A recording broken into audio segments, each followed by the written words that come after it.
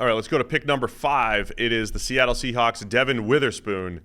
Outstanding rookie season for Witherspoon. We were joking a lot that he was everybody's favorite player around draft time, but especially Pete Carroll's. Even with Pete Carroll no longer in Seattle, though, I think Mike Macdonald has a weapon to use.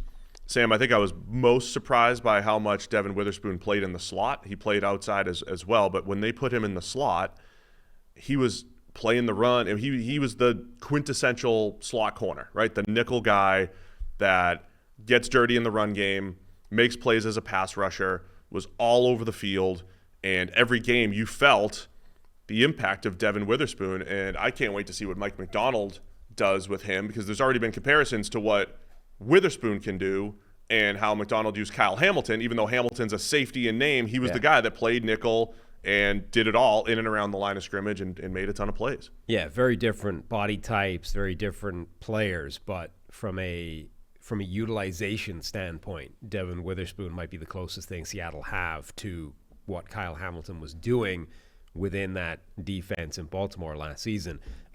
Witherspoon was fantastic. Like, he could play inside, he could play outside, he could do everything from either of those alignments. Again, more of what we saw in college. And I think that's going to be the case for a lot of these guys. Like, this is the funny thing about draft scouting, is you spend your entire time projecting what these guys can become, and I think in a lot of cases they're the same players as they were in college. It didn't radically change. I did go through and wrote notes on a bunch of these first rounders off of their rookie film, and I tried to not look at my college notes. Right. And there were a lot of similarities. Yeah. Especially, again, when we get to some of the edge rushers who weren't used as often. Witherspoon's defining trait in his college tape was, I've never seen a corner so far ahead of the game in terms of reading the play.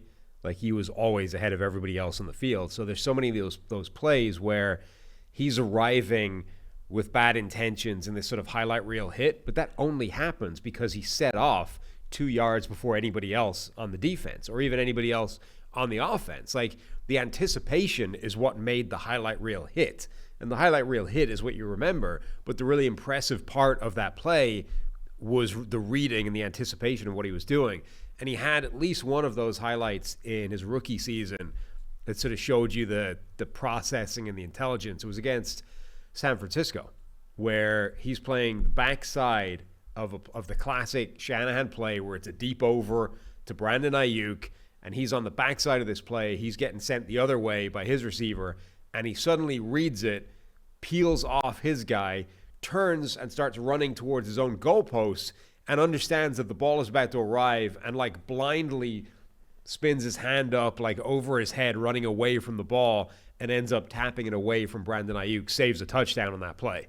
Like, I don't know if there's another corner in the game that's making that play, and he's making it as a rookie because of that ability to read, diagnose, and play. Just hearing that description reminds me a lot of Marcus Peters and some of the plays he made in his heyday as just a ball hawk corner. But I think Witherspoon's a better overall player than Peters, better tackler, better different role. Again, playing more in the slot right now than outside.